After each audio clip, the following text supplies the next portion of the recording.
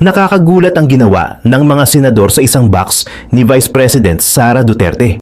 Ano kaya ito? At yan ang aalamin natin sa JP Amazing Stories.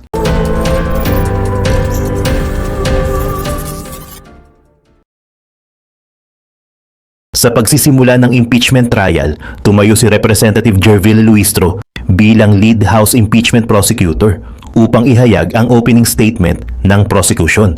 Humarap siya sa mga senator judges, sa mga tao sa loob ng bulwagan at sa milyon-milyong Pilipino na nanonood sa telebisyon, cellphone, radyo at maging sa ibang bansa.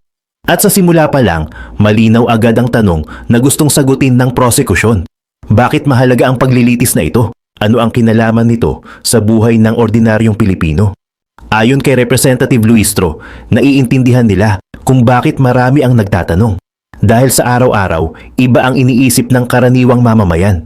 May driver na iniisip kung paano pagkakasyahin ang kita sa pasada para mapakain ang pamilya.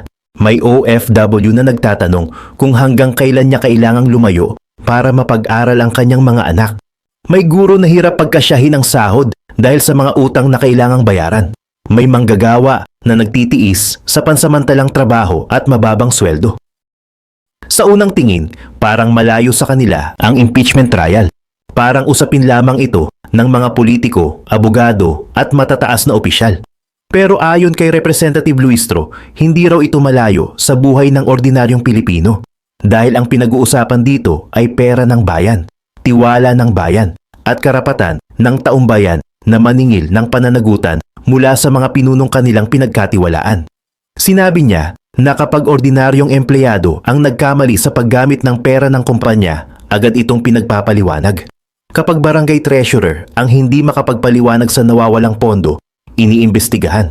Kapag principal ang naglustay ng pera ng bayan, kahit 5,000 piso pa lang, pinaparusahan. Kaya natural lang daw na magtanong ang sambayanan.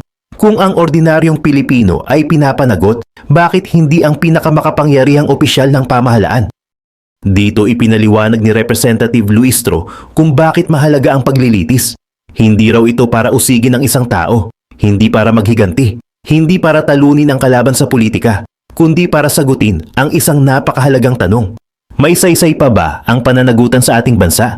Ayon sa prosecution, ang kasong ito ay higit pa sa isang opisyal, higit pa sa partido, higit pa sa kahit anong administrasyon. Ito raw ay usapin ng prinsipyo na nakasaad mismo sa konstitusyon. Public office is a public trust. Ibig sabihin, ang posisyon sa gobyerno ay hindi personal na pag-aari ng sino mang opisyal. Ang kapangyarihan ay hiram lamang sa taong bayan. At kapag nasira ang tiwala, may proseso ang konstitusyon para managot ang opisyal na pinagkatiwalaan. Dito sinabi ni Representative Luistro na ang House of Representatives ang binigyan ng kapangyarihang mag-impeach at ang Senate naman ang may tungkuling humatol. Hindi raw ito ginawa para parusahan ang political opponents. Hindi rin para ayusin ang away politika, kundi para protektahan ang republika. Matapos nito, nilinaw ng prosecution kung ano ang kanilang ihaharap sa trial. Hindi raw chismis, hindi haka-haka, hindi propaganda, at hindi sokmed narrative. Ang ihaharap daw nila ay ebidensya, official records, financial documents, government reports, video recordings, statements under oath, at independent findings mula sa mga institusyong nilikha ng batas. Ayon kay Representative Luistro, ang mga dokumento ay hindi bumoboto, ang records ay walang partido, at ang katotohanan ay walang kulay pampolitika. Dito niya ipinaliwanag na sa unang tingin, parang magkakahiwalay ang 4 na articles of impeachment. Una, confidential fund. Ikalawa, unexplained wealth. Ikatlo, bribery and corruption. At ika-4, threat against constitutional order. Pero ayon sa kanya, hindi raw ito 4 na magkakahiwalay na kwento. Ito raw ay 4 na chapter ng iisang kwento. Kwento ng kapangyarihang ginamit ng walang pananagutan. Kwento ng tiwalang ibinigay ng publiko pero umano'y nabali. At kwento ng public office na tumigil ng sumagot sa taong bayan. Sa unang article of impeachment, sinabi ng prosecution na ipapakita raw ng ebidensya na mahigit 612 million pesos na confidential fund mula sa Office of the Vice President at Department of Education ang na-disburse, na-transfer at na-liquidate sa paraang hindi raw kayang pumasa sa masusing pagsusuri. 612 million pesos. Hindi raw ito simpleng pera ng gobyerno. Ito ay pera ng sambayanan, pera ng manggagawa, pera ng magsasaka, pera ng OFW, pera ng guro, at pera ng bawat Pilipinong nagbabayad ng buwis at nagtitiwala na gagamitin ito ng tama. Ayon sa prosecution, may mga liquidation reports na suportado ng mga questionableng dokumento. May mga acknowledgement receipts, umano, na may mga pangalang hindi raw ma-verify sa government records. At dito, binanggit ang mga pangalang naging kontrobersyal sa publiko. Mary Grace Piatos, Melky Sikuya, Kokoy Villamin. Ayon kay Representative Luistro, ang mga pangalang ito raw ay tila ginawang kalokohan ang pananagutan at insulto sa talino ng sambayanang Pilipino. Sa ikalawang article of impeachment, sinabi naman ng prosecution na ipapakita raw ng ebidensya ang financial transactions na umaabot sa bilyong piso na konektado umano sa respondent at sa kanyang asawa. Hindi milyon, bilyon, habang maraming Pilipino raw ang buong buhay na nagtatrabaho para makabili ng bahay, mapag-aral ang anak, at magkaroon ng seguridad para sa pamilya. May bilyon-bilyong piso umano na dumaan sa mga bank accounts na hindi raw maipaliwanag ng maayos. Pero nilinaw ni Representative Luistro na ang article na ito ay hindi tungkol sa pagiging mayaman. Ito raw ay tungkol sa accountability. Tungkol ito sa paliwanag. Kung legal ang pinanggalingan ng yaman, nasaan ang malinaw na paliwanag? Kung maayos ang mga transaksyon, nasaan ang kumpletong accounting? At kung tama ang mga numero, bakit hindi raw magtugma ang mga ito? Sa ikatlong article of impeachment, sinabi ng prosecution na ipapakita raw nila ang ebidensya ng bribery, graft at corruption sa pamamagitan umano ng pamimigay ng cash payments at monetary gifts sa mga opisyal na nasa ilalim ng supervision ng respondent. Ayon kay Representative Luistro, hindi lang ito tungkol sa sobre. Ito ay tungkol sa institusyon dahil kapag ang loyalty ay binibili imbes na pinaghihirapan, nasisira ang tiwala sa gobyerno. Kapag nabibili ang katapatan, nawawala ang integridad. At kapag nabibili ang opisyal, ang naloloko ay ang bayan. Mas mabigat pa raw ang isyong ito dahil umano sa Department of Education nangyari ang mga aligasyon. Ang institusyong dapat nagtuturo sa susunod na henerasyon ng katapatan, responsibilidad at integridad. Sa ika-4 na article of impeachment, sinabi ng prosecution na ipapakita raw ng ebidensya ang culpable violation of the Constitution, high crime, at betrayal of public trust sa pamamagitan umano ng mga kilos na nagbabanta sa constitutional order. At sa puntong iyon, mas tumindi ang tono ng opening statement. Dahil ayon kay Representative Luistro, sa lahat ng aligasyon na nasa harap ng impeachment court, ito ang direktang tumatama sa puso ng konstitusyon at sa kaayusan ng republika. Dito naputol ang video. Pero malinaw ang unang mensahe ng prosecution. Para sa kanila, ang impeachment trial na ito ay hindi lang tungkol sa isang opisyal. Hindi lang tungkol sa politika. Hindi lang tungkol sa away ng magkabilang kampo. Ito raw ay tungkol sa isang tanong na kailangang sagutin ng buong bansa. Kapag ang ordinaryong Pilipino ay pinapanagot sa bawat pagkakamali, kaya rin bang panagutin ang pinakamataas at pinakamakapangyarihang opisyal ng gobyerno? At dito, nagsisimula ang mas mabigat na bahagi ng paglilitis. Isang sealed box ang biglang naging sentro ng tensyon sa impeachment trial ni Vice President Sara Duterte. Ito ang tinatawag na BIR box. Isang kahon na sinasabing naglalaman ng tax records ni Vice President Sara Duterte. Pero ang mas naging malaking tanong, dapat ba itong manatili sa Senado? Dapat ba itong buksan? At sino ba talaga ang may legal na kapangyarihan para hawakan at ilabas ang laman nito? Sa gitna ng impeachment proceedings, ipinaliwanag ni Senate President Chis Escudero na ang kahon ay naipasa sa Senado kasama ng mga dokumento at articles of impeachment mula sa House of Representatives. Pero ayon sa kanya, hindi ibig sabihin nito na automatic nang nasa legal custody ng impeachment court ang kahon. Dito pumasok ang terminong custodia legis. Sa simpleng paliwanag, ibig sabihin nito ay nasa kustodya na ng korte ang isang bagay dahil may legal na utos o court order. Pero ayon kay Escudero, sa kaso ng BIR box, wala pang lawful order na nagsasabing dapat itong tanggapin at hawakan ng Senate Impeachment Court. Hindi rin daw ito na-o-offer as evidence. Hindi pa rin ito namamarkahan bilang ebidensya. Kaya sa puntong ito, ang Senate Impeachment Court ay hindi pa dapat ang maging tagapag-ingat ng sealed box. Sa mismong pahayag ni Escudero, sinabi niya na ang kahon ay natanggap ng Senado bilang bahagi ng mga dokumentong ipinasa kasama ng impeachment articles. Ngunit nilinaw niya na hindi pa ito nasa kustodya ng korte dahil wala pang legal order na nag-uutos na ibigay ito sa Senado. Mas malinaw ang naging punto ng chair. Kung hindi pa ito ebidensya at kung wala pang subpena o motion na pinagdesisyonan ng korte, hindi dapat basta manatili ang kahon sa impeachment court. Kaya ang naging utos, ang BIR box na nananatiling closed, sealed, at kung paano ito natanggap ay ibabalik sa Bureau of Internal Revenue. Hindi ito bubuksan, hindi ito gagalawin, hindi ito babaguhin ang estado. Ibabalik ito sa BIR as is. Pero hindi ibig sabihin nito na tuluyan ng sarado ang usapin. Nilinaw din ni Escudero na maaari pa ring umaksyon ang impeachment court kung may motion na ihahain ang alinmang panig, prosecution man o defense, para humingi ng subpina o iba pang legal na proseso. Ibig sabihin, pwede pa ring bumalik ang issue ng BIR box sa impeachment trial. Pero kailangan munang dumaan sa tamang proseso. At kung darating ang panahong iyon, hihintayin din kung ano ang magiging aksyon ng BIR Commissioner. Dito rin pumapasok ang posisyon ni Senator Panfilo Ping Lacson. Ayon kay Lacson, walang negosyo ang impeachment court na mag-safekeep ng ebidensya na hindi pa formally presented. Para sa kanya, ang ebidensya ay dapat dalhin at ipresenta ng prosecution o defense. Hindi dapat basta iiwan sa impeachment court at ipapasa sa Senado ang burden kung bubuksan ba ito o hindi. Sinabi rin ni Lacson na delikado para sa Senado kung sila mismo ang magdedesisyon na buksan ang kahon ng walang malinaw na legal authority. Maaari raw itong magbukas ng akusasyon na nagkaroon ng grave abuse of discretion ang impeachment court. Mas naging sensitibo ang usapin dahil ang laman ng kahon ay sinasabing tax records. At sa ilalim ng batas, hindi basta-basta pwedeng ilabas o isapubliko ang tax records ng isang taxpayer.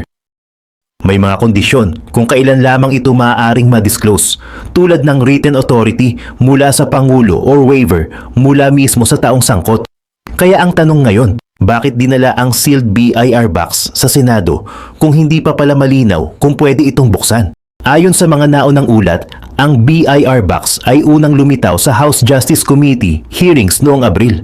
Doon isinumite ng BIR ang sealed box na sinasabing naglalaman ng tax records ni Vice President Sara Duterte, ng kanyang asawa at ng kanilang mga kumpanya. Pero hindi ito binuksan sa House panel. May motion noon na buksan ang kahon pero hindi ito natuloy. Sa halip, nanatili itong sealed at kalaunan ay naisama sa mga dokumentong ipinasa sa Senado. Ang kahong ito ay konektado sa Article 2 ng impeachment case, kung saan inaakusahan si Vice President Sara Duterte ng pagkakaroon umano ng unexplained wealth na hindi umano tugma sa kanyang lawful income at ng hindi umano totoong pagdedeklara ng assets, liabilities at net worth. Pero mahalagang linawin, ang mga ito ay mga aligasyon pa lamang sa impeachment case. Kailangan pa itong patunayan sa tamang proseso ng trial. Sa araw na ito, muling gagampanan ng Senado ang isa sa mga pinakasagradong tungkuling iniatas ng saligang batas. Ang pag-upo natin bilang isang impeachment court para litisin at husgahan ang pangalawang Pangulo. Kinikilala ng ating saligang batas na may mga opisyal na may hawak ng kapangyarihan at pananagutan na napakabigat. Para sa kanila lamang itinakda ang impeachment bilang tanging paraan para sila ay panagutin. Article 11, Section 2 of the Constitution enumerates these officials: the President, the Vice President, the members of the Supreme Court, members of the Constitutional Commissions, and the Ombudsman. They are not ordinary public officers. According to the late former Senate President Juan Ponce Enrile, they hold, quote, the highest and most sensitive offices of government. They may be removed from office only upon conviction for offenses of the highest constitutional gravity: culpable violation of the Constitution, treason, bribery, graft and corruption, other high crimes, or betrayal of the public trust. Impeachment is a means to preserve constitutional government through the removal and disqualification, if so warranted, of an unfit official from a position of public trust. 5 opisyal pa lamang ang na-impeach ng Kamara de Representantes sa ating kasaysayan sa ilalim ng 1987 Constitution. Una, si dating Pangulong Joseph Estrada noong 2001 na ang paglilitis ay naungusan ng mga pangyayaring humantong sa EDSA 2. Ikalawa, si Ombudsman Mercy Gutierrez noong 2011 na nagbitiw bago pa man mabuksan ang kanyang paglilitis ng Senado. Ikatlo, si Chief Justice Renato Corona noong 2011 din na nilitis na patunayang nagkasala at inalis sa tungkulin ng impeachment court bilang punong mahistrado. Ikaapat, si dating COMELEC Chairman Andres Bautista noong 2017 bagamat nagbitiw siya sa pwesto bago pa man mapadala ang articles of impeachment sa Senado. At ikalima, si Vice President Sara Duterte noong 2025. Subalit ang nasabing articles of impeachment ay idineklara ng Korte Supremang null and void ab initio kung kaya't ito ay inarchive ng Senado. Siya ay muling na-impeach sa kasalukuyang taon at ngayon nahaharap sa paglilitis na ito. Ipinakikita lamang na maikling tala nito na ang impeachment ay hindi isang pangkaraniwang kaganapan. Turing nga ng Korte Suprema, quote, "It is the most difficult and cumbersome mode of removing a public officer from office."